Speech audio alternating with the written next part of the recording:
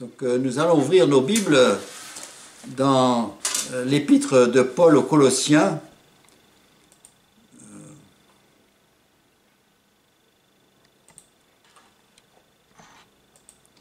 Donc l'épître de Paul aux Colossiens. Colossiens chapitre 2.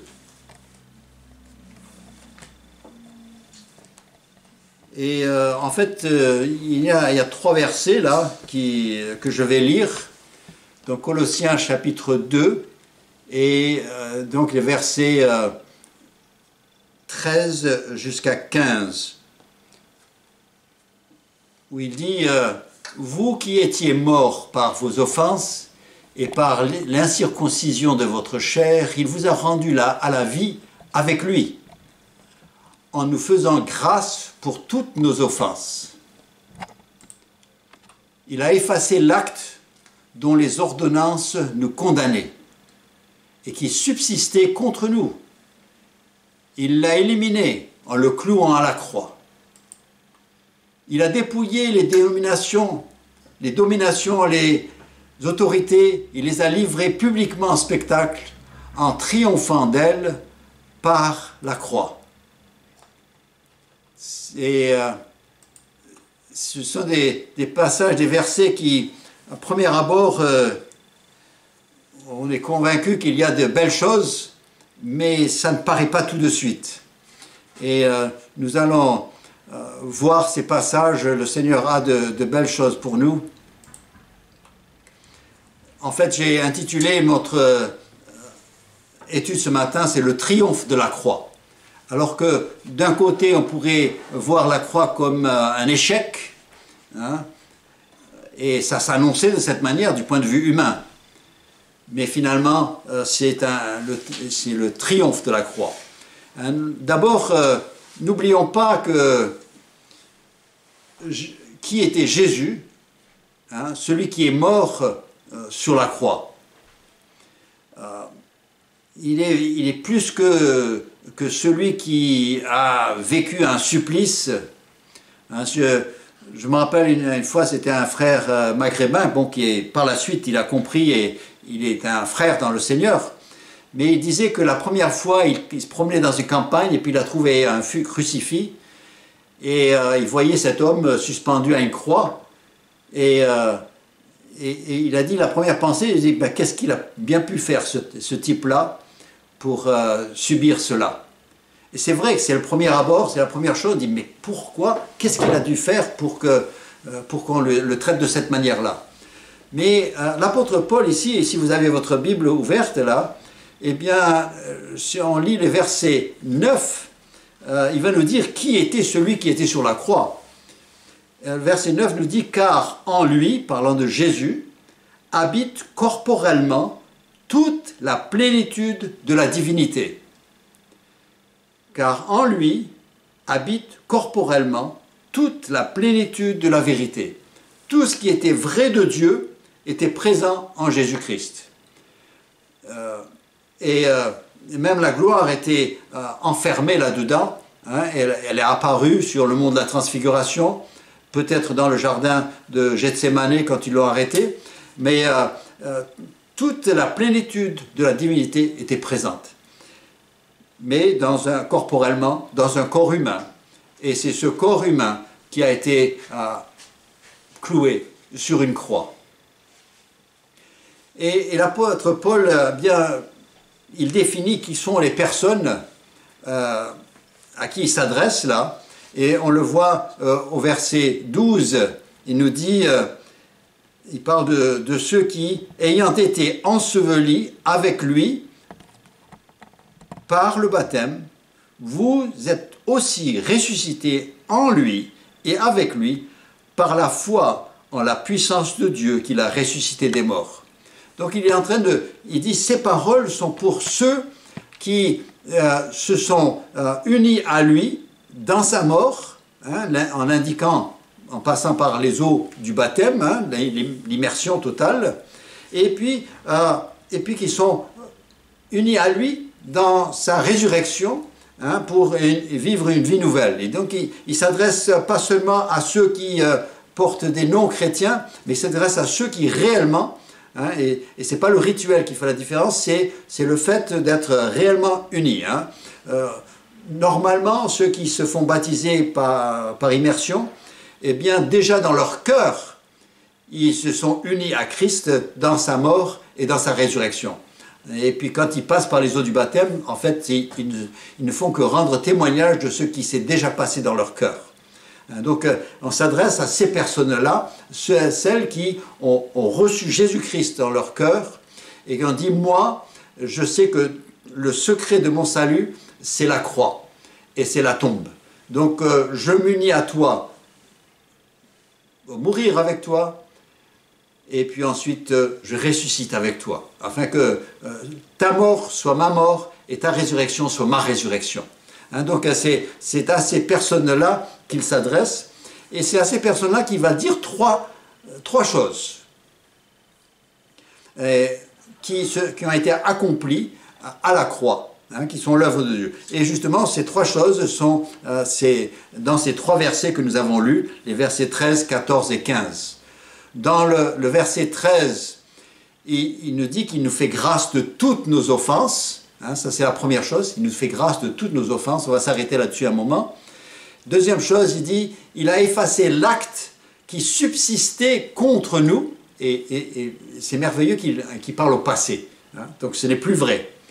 Mais il a effacé l'acte qui subsistait contre nous, verset 14. Et puis, au verset 15, il nous dit, il a triomphé des dominations et des autorités, parlant de la puissance de Satan. Hein, il a triomphé de cela. Et donc, c'est pour ça qu'on peut parler du triomphe ou de la victoire de la croix. Ce qui pourrait paraître comme un échec, eh bien finalement, c'est une démonstration de puissance. Et s'il a pu faire une telle démonstration en mourant, imaginez ce qu'il peut faire quand il vient dans sa gloire. Et donc, je lis dans Apocalypse chapitre 5, verset 12, il nous parle de cette victoire, délivrance totale, parce que Apocalypse chapitre 5 nous parle justement de la chose, c'est l'enregistrement vidéo de la fin.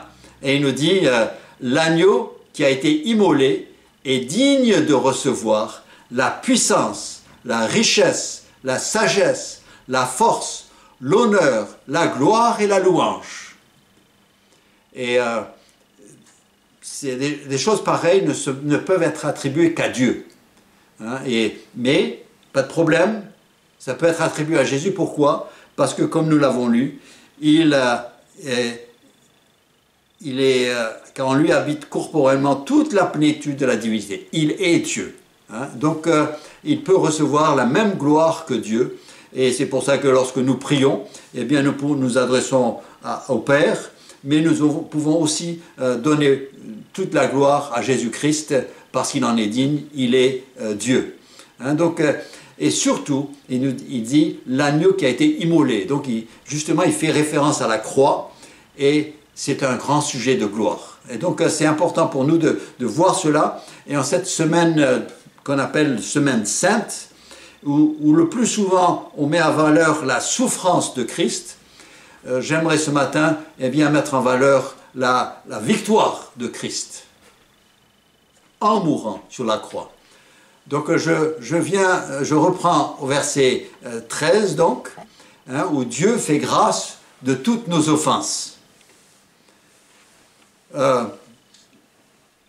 L'apôtre Paul, en fait, dit ici ce qu'il avait déjà dit à l'église d'Éphèse, hein, dans Éphésiens chapitre 2 et les versets 1 à 5, où il avait dit « Vous étiez morts par vos offenses et par vos péchés, dans lesquels vous marchiez autrefois selon le train de ce monde, selon le prince de la puissance de l'air, de l'esprit qui agit maintenant dans les fils de la rébellion.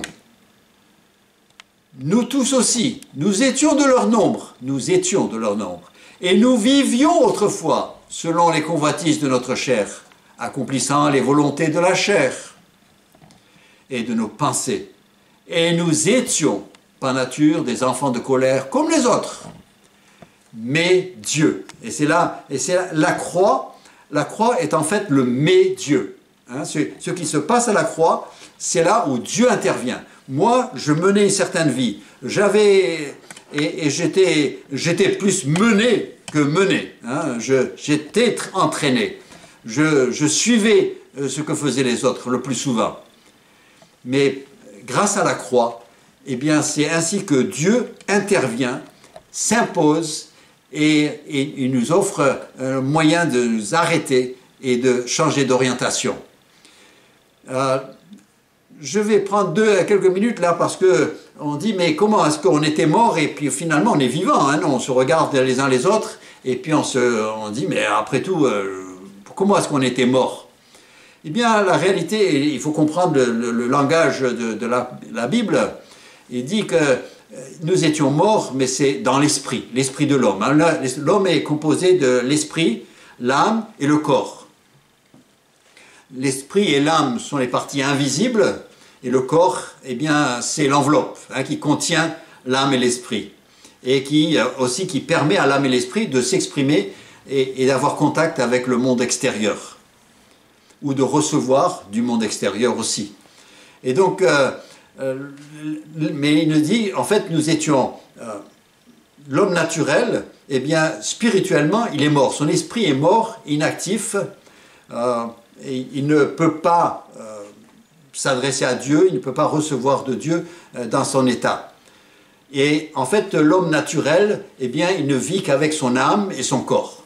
Hein, donc, le corps, bien sûr, c'est sur quoi le médecin travaille, c'est sur quoi le coach de sport travaille, c'est sur lequel vous travaillez quand vous exercez. Mais l'âme aussi est là. Et l'âme, eh bien, c'est ce qui nous permet, qui nous donne notre intelligence, qui nous donne nos émotions, c'est là où l'art, par exemple, tous les arts, hein, de pouvoir apprécier la beauté et de pouvoir créer quelque chose de beau, hein, tout ça, c'est issu de l'âme. Hein, c'est quelque chose que Dieu nous a donné à la création et qu'il a laissé avec nous, hein, sur terre, hein, malgré le fait qu'on soit tombé dans le péché. Ce qui est dommage, c'est que justement l'âme est beaucoup influencée par la présence du péché, et donc ça affecte les performances de l'âme. Hein, donc l'homme qui est conscient d'un monde spirituel, hein, nous voyons toutes sortes, on parle des démons, on parle du spirit, on parle de toutes sortes de choses. On est conscient qu'il y a une autre dimension. On cherche parfois cette autre dimension, c'est pour ça que les religions existent.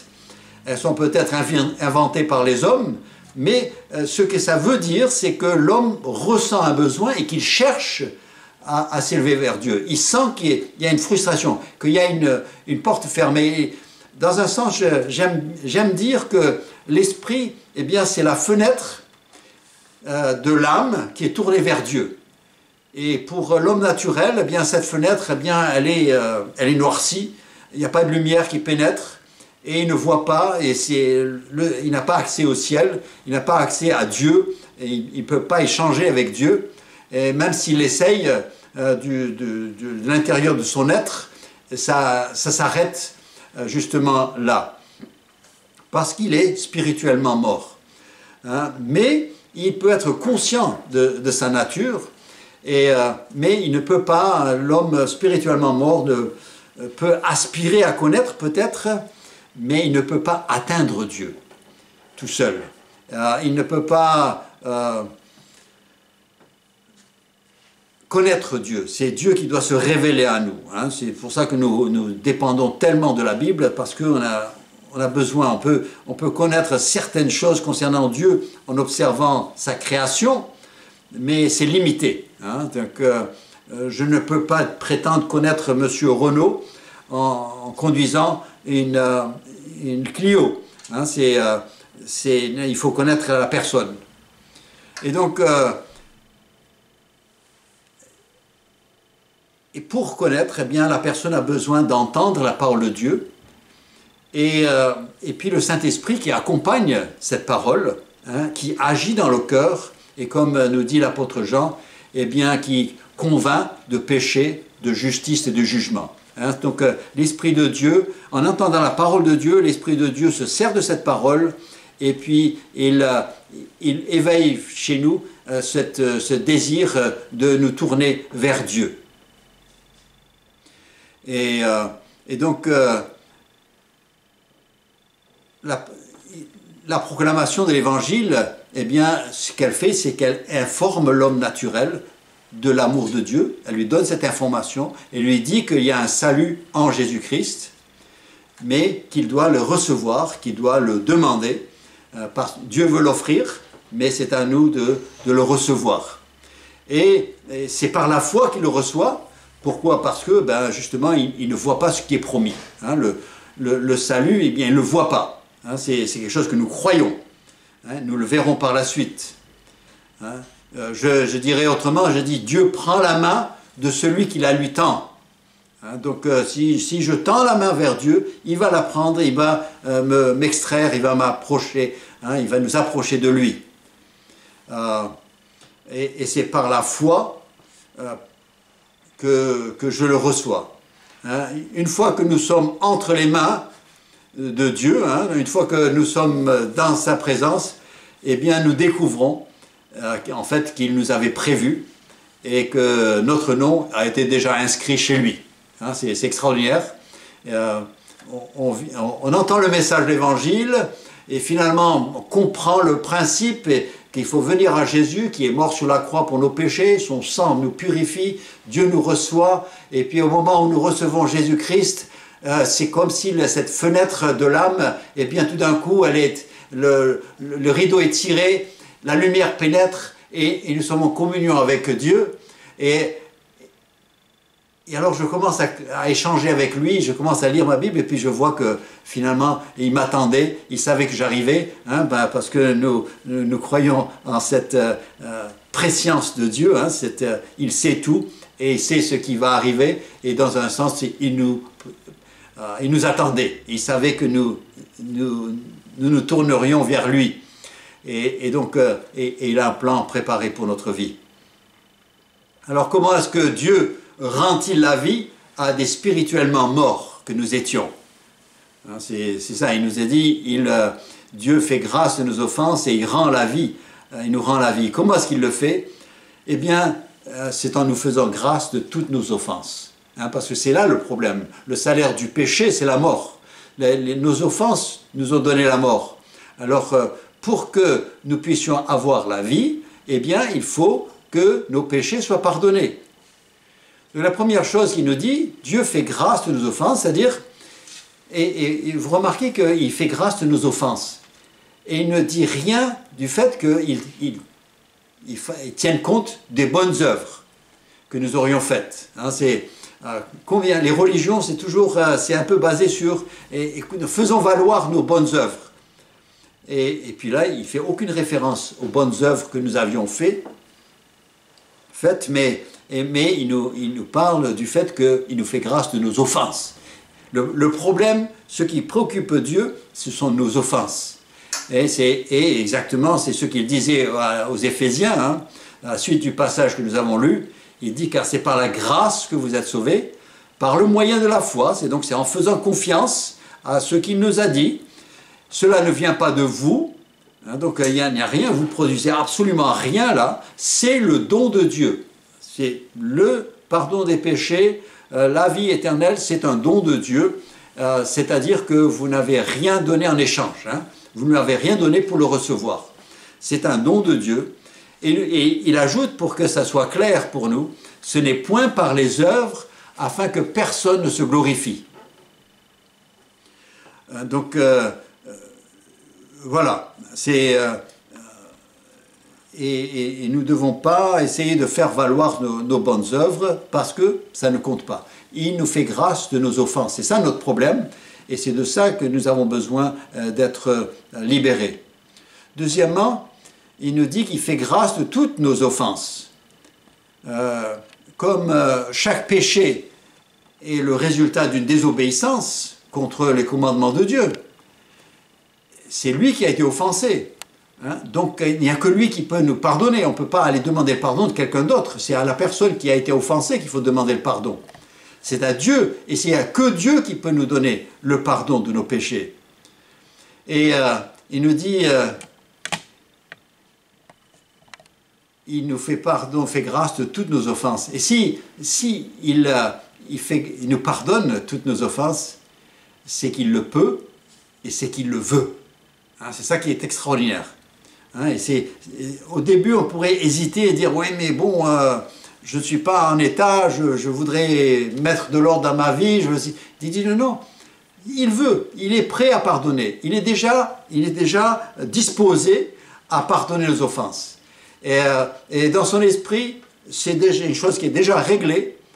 Et quand je viens le demander, il ne dit pas de problème, c'est pardonné. Et c'est pour ça que nous pouvons nous considérer sauvés et enfants de Dieu à l'instant même où nous prions. Parce que lui est déjà disposé et déjà prêt. Et il veut pardonner. Et la preuve, c'est qu'il a pourvu l'agneau qui a pu être immolé pour nos péchés. Hein, donc je suis convaincu, c'est pas quelque chose, je suis pas en train de demander quelque chose de trop demander. Non, il a déjà pourvu l'agneau, il a déjà offert l'agneau, et donc il est disposé. Et troisièmement, hein, donc il fait grâce de nos offenses, il fait grâce de toutes nos offenses, hein, peu importe, il peut. Et Dieu rend la vie à ceux qui sont morts, c'est-à-dire la vie, c'est cette communion qui est restaurée. Hein, il avait créé l'être humain dans le jardin, c'est pour être en communion avec lui. Le péché a mis une rupture, un mur entre nous. Eh bien, maintenant, il nous rend la vie, c'est-à-dire qu'il tire le rideau de cette fenêtre qui est dans notre âme, et puis il laisse entrer la lumière, et puis il dit « Je veux te parler, parle-moi, ouvre la fenêtre, et on veut se parler, on veut échanger. » Et donc, ça nous permet de communiquer avec notre Créateur et notre Dieu. C'est ce que l'apôtre Jean écrit dans sa discussion avec Nicodème. Et quand il parle à Nicodème, il parle à quelqu'un qui certainement avait une vie pieuse. Hein, c'était quelqu'un où il aurait été difficile de trouver des péchés, par exemple. Hein, c'est un homme qui a marché, qui a été pieux toute sa vie. Eh bien, vous savez ce que Jésus lui dit ? Dieu a tant aimé le monde qu'il a donné son Fils unique, afin que quiconque croit en lui ne périsse point, mais qu'il ait la vie éternelle. Hein, donc il veut donner la vie. Hein, et la vie qu'il donne, c'est une vie autre que c'est pas la vie physique. Il y a toutes sortes de vies. Les plantes vivent, ils ont leur vie. L'être humain, il a sa vie.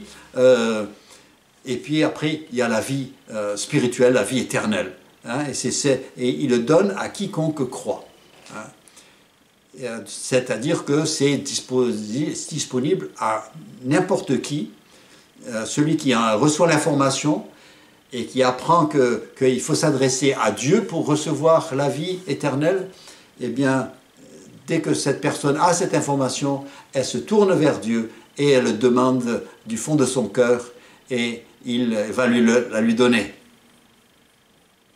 Et comme Dieu nous a si bien pardonné, hein, parce que c'est vraiment un pardon extraordinaire, on n'a même pas, il ne demande même pas de nous de faire des preuves de notre sincérité. Il ne pardonne pas sous condition. Non, il nous a pardonné, mais généreusement. Et donc, s'il a fait ça avec nous, c'est à nous aussi d'être aussi généreux avec les autres. Hein, et c'est là, Colossiens chapitre 3 et au verset 13, il nous dit « Supportez-vous les uns les autres ». Bon, il comprend la faiblesse des uns et des autres, mais il dit « Supportez-vous les uns les autres ». Et si l'un a sujet de se plaindre de l'autre, pardonnez-vous réciproquement. De même que Christ vous a pardonné, pardonnez-vous aussi. Hein, donc il dit « Il a été généreux avec vous ». finalement, dans son cœur, c'était déjà fait, et lorsque la personne a demandé pardon, eh bien, il n'y avait pas d'hésitation, hein, heureusement pour nous, et puis que soyons pareils avec les autres, parce qu'il n'y a personne qui nous a offensés autant que nous avons offensé Dieu. Je continue, je passe au deuxième point. Donc Dieu avait, il nous dit qu'il a fait grâce de toutes nos offenses. Deuxièmement, au verset 14, donc, il a effacé l'acte qui subsistait contre nous. Là, Paul veut illustrer les peines prises par Dieu pour que le péché ne revienne pas nous hanter, comme si vous connaissez bien l'histoire de Joseph. Hein, c'est eux aussi, lorsqu'ils ont rencontré, ils ont été en Égypte et ils ont été tout simplement pour aller acheter, avec leur argent, ils allaient acheter de la nourriture qui était en vente pour tout le monde. Mais eux, ils ont rencontré toutes sortes de problèmes, on les accuse d'être des espions, on leur accuse de toutes sortes de choses. Et à force de rencontrer les problèmes, eh bien, eux, tout d'un coup, leur conscience a commencé à leur parler, parce qu'il y avait des choses qui n'étaient pas réglées. Hein. Il y avait des cadavres dans leur placard, dans leur vie. Et tout d'un coup, leur conscience a commencé à leur rappeler certaines choses. Et il nous dit dans Genèse 42, 21, il nous dit « Ils se dirent alors l'un à l'autre, oui, nous avons été coupables envers notre frère, car nous avons vu l'angoisse de son âme. Et quand il nous demandait grâce, et nous ne l'avons point écouté. C'est pour cela que cette affliction nous arrive. » Vous voyez, c'est tout d'un coup, des années plus tard, ça faisait une dizaine d'années que Joseph était en Égypte, mais ça revient. Et Dieu ne veut pas que nous, les choses nous reviennent, viennent nous hanter par la suite. Et vous savez, ça nous arrive parfois, nous le faisons naturellement, des fois qu'on commence à rencontrer une période de difficulté sur difficulté, et tout d'un coup on se demande si on n'est pas en train de payer pour quelque chose dans le passé. Écoutez, quand on est pardonné de Dieu, on est pardonné de Dieu, et on n'a pas besoin de revenir et penser de telles pensées. Hein, donc, en fait, ici, le mot acte, hein, le mot traduit acte au kérographos, que nous lisons là au verset 14, en fait, c'est un terme qui exprime, en français on dit, une reconnaissance de dette. Et c'était une reconnaissance de dette qui est écrite à la main. Hein, donc c'était un document que j'écris, je reconnais devoir tant à un tel, et donc c'est un document. Ce document-là, eh bien, pour celui qui a la dette, c'est une protection, pour celui qui doit la dette, eh bien, c'est un rappel, et puis c'est aussi, s'il ne la rembourse pas, ça devient un jugement contre lui. Hein, s'il n'arrive pas à la rembourser, tout d'un coup, il est condamné par cette lettre qu'il a écrite de sa propre main. Et c'est un document qui nous tient responsables. Et donc, il nous dit que cet acte, eh bien, un acte qui subsistait contre nous. Hein. Il y a quand même une cumulation de choses et qui sont là et que nous portons, on essaie d'ignorer, mais qui sont quand même là. Et peut-être qu'ils reviennent parfois si nous n'avons pas le pardon de Dieu. Et lorsqu'il nous parle des ordonnances qui nous condamnaient, là il est en train de parler de la loi que Dieu a donnée à Moïse sur le mont Sinaï. Hein, donc quand on lit les 10 commandements, eh bien tout d'un coup, eh bien, nos actes du passé, eh bien tout d'un coup nous rendent coupables. Hein, parce que s'il nous a dit de honorer nos parents et nous ne l'avons pas fait, eh bien alors cette loi nous condamne. Il dit que ce sont des ordonnances qui nous condamnaient. Et c'était l'état dans lequel nous étions.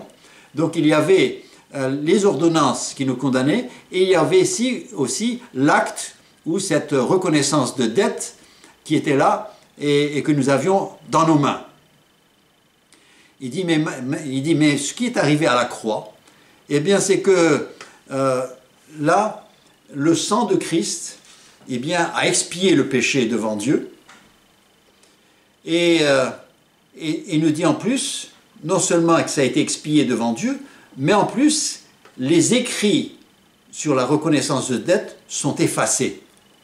Et nous ne pourrons plus en être rappelés. Hein, donc ça veut dire que tout ce que nous avons fait, toutes ces offenses-là, en plus, elles sont effacées de la mémoire de Dieu. Hein, et donc, il ne peut pas me les rappeler. Il ne peut pas me dire, non, non, hein, c'est effacé. Paul dira aux Éphésiens, aussi dans le chapitre 1, verset 7, il dit, en lui, parlant de Christ, en lui nous avons la rédemption par son sang, le pardon des péchés, selon la richesse de sa grâce. Donc faites-vous une idée de la grâce de Dieu, et les dimensions et l'ampleur et la profondeur et toutes les dimensions de la grâce de Dieu.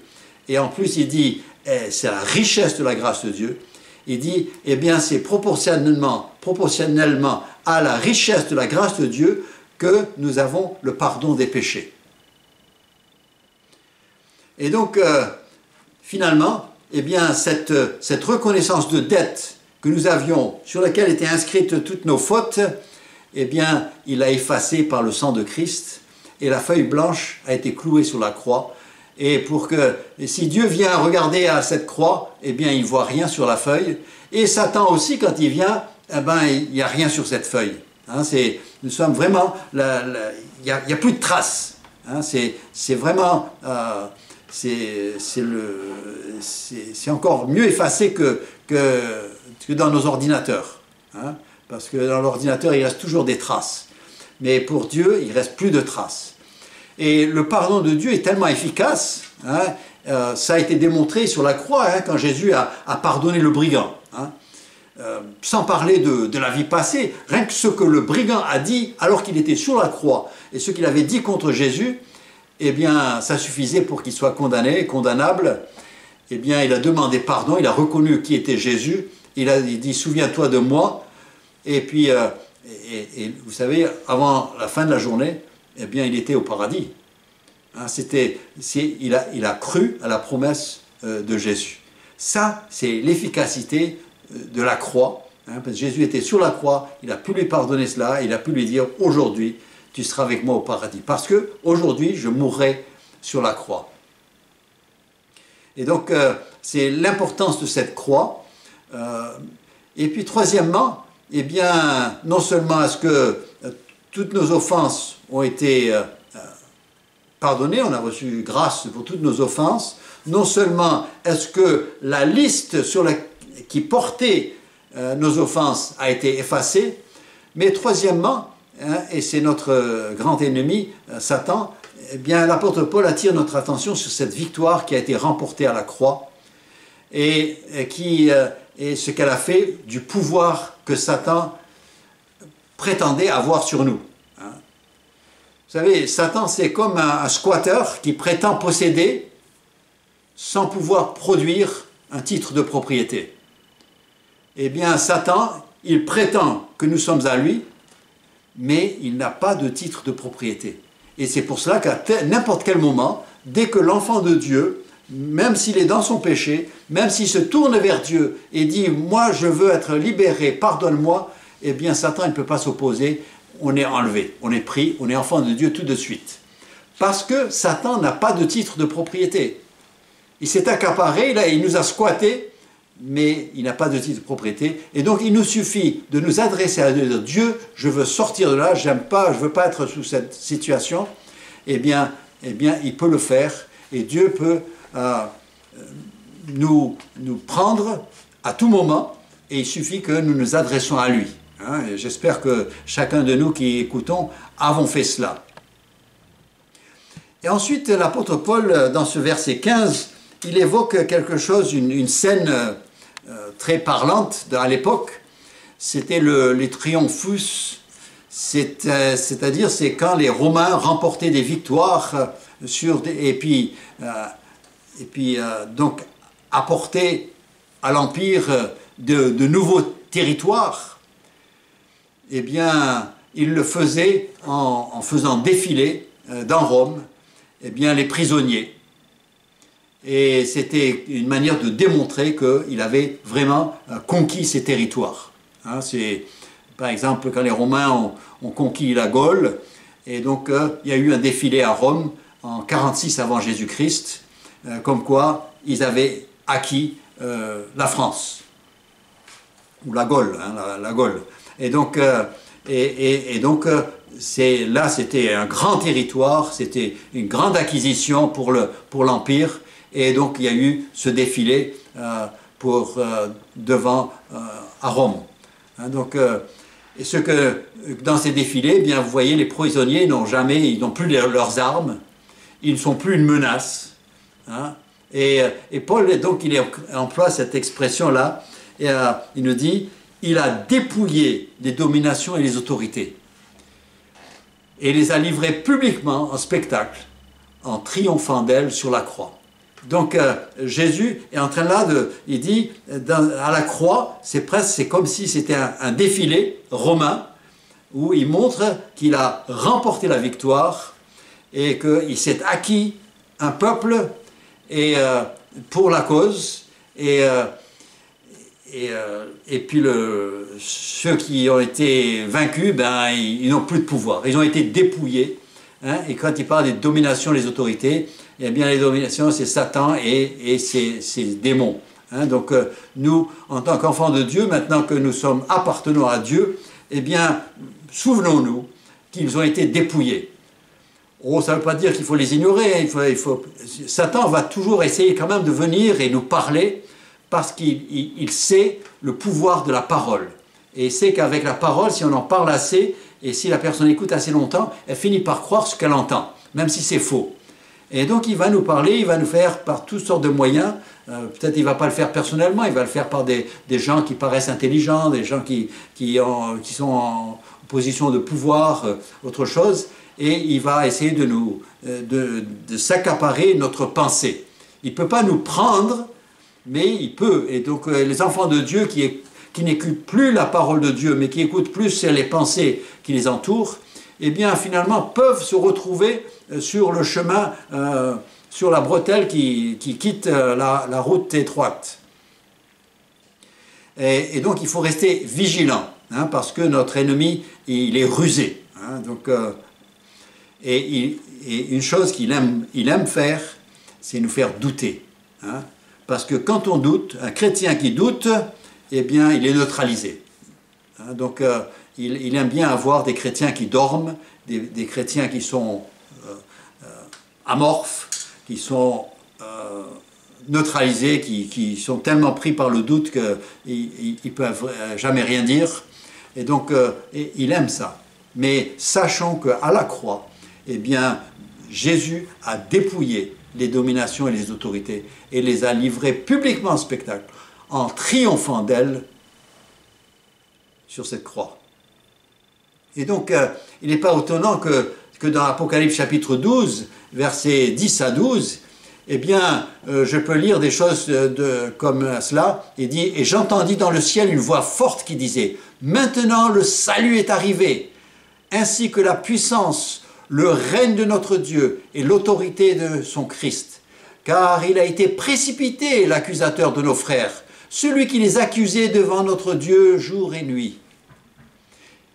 Ils l'ont vaincu à cause du sang de l'agneau, à cause de la parole de leur témoignage, et ils n'ont pas aimé leur vie jusqu'à craindre la mort. C'est pourquoi, réjouissez-vous, cieux, vous qui habitez dans les cieux, malheur à la terre et à la mer, car le diable est descendu vers vous, animé d'une grande colère, sachant qu'il a peu de temps. » Hein, donc la victoire a été remportée à la croix. Hein, donc cette semaine, la semaine de la Passion, eh bien, je veux dire, c'est triste, mais d'un autre côté, c'est une semaine de victoire, parce que Jésus va remporter une victoire qui sera éternelle. Et Jésus, déjà, rien que lorsque les disciples étaient sortis, hein, quand il les avait envoyés deux par deux, et puis qu'ils faisaient des miracles, et puis qu'ils guérissaient et tout cela, Jésus dit dans Luc 10, verset 18, il dit, Jésus leur dit, je voyais Satan tomber du ciel comme un éclair. Vous savez, ne nous laissons pas impressionner par lui, il peut faire de vilaines grimaces, mais c'est tout. Hein. Il a plus de dents. Donc, mais ne le regardons pas, regardons à Jésus-Christ, c'est beaucoup plus beau. Donc il n'est pas étonnant que l'apôtre Paul ait dit « Pour ce qui me concerne, loin de moi la pensée de me glorifier d'autre chose que de la croix de notre Seigneur Jésus-Christ, par qui le monde a été crucifié, pour moi, comme je le suis au monde. » Il dit « Moi, eh bien, tout est dans la croix. Tout revient à cela. Tout est là. Le secret de ma vie spirituelle, c'est la croix. Tout est là. La croix a rendu tout cela possible et la croix me donne accès à des choses extraordinaires. » Et il dit « Loin de moi la pensée de me glorifier d'autre chose que la croix de notre Seigneur. » Que ce soit notre attitude aussi. Et je lis pour terminer ce passage de Romains chapitre 8. Il nous dit « Mais dans toutes ces choses, nous sommes plus que vainqueurs par celui qui nous a aimés. Car j'ai l'assurance que ni la mort, ni la vie, ni les anges, ni les dominations, ni les choses présentes, ni les choses à venir, ni les puissances, ni la hauteur, la profondeur, ni aucune autre créature ne pourra nous séparer de l'amour de Dieu manifesté en Jésus-Christ, notre Seigneur. » Et où est-ce qu'il nous a manifesté son amour? Dieu prouve son amour envers nous. Hein? C'est à la croix, hein? En offrant son Fils. Et donc, la croix, est pour nous, c'est un symbole de victoire. Et cette semaine, c'est une semaine, c'est un peu comme quand on a un bien-aimé qui est dans le Seigneur, mais qui meurt. On est triste et en même temps on se réjouit de ce qui va vers le Seigneur. Eh bien, cette semaine, c'est ce genre de choses que nous vivons. Eh bien, nous sommes tristes parce que Jésus-Christ et ce qu'il a souffert et comment il a été rejeté et qu'il a pleinement ressenti tout le rejet, il l'a vécu, hein, réellement vécu, comme nous pourrions le vivre. Mais en même temps, eh bien, il a remporté une victoire qui change tout le potentiel de notre vie. Et donc, le Seigneur, cette semaine, eh bien, c'est une semaine de victoire pour nous. Hein, c'est le triomphe de la croix. Hein, c'est la cause de la croix.